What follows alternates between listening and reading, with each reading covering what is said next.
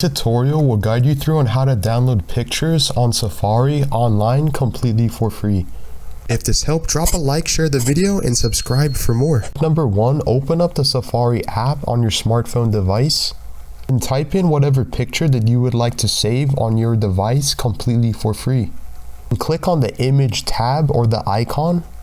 Assuming you have a picture that you would like to save on your device using the Safari application, click and hold down the image, and as you can see, it pulls up the preview of the image, and you have a couple different options to share the photo, copy, or copy subject. In this case, you can click the second option, save to photos, and it will download the photo on Safari on your device. If you don't believe me, then you want to pull up the photo application.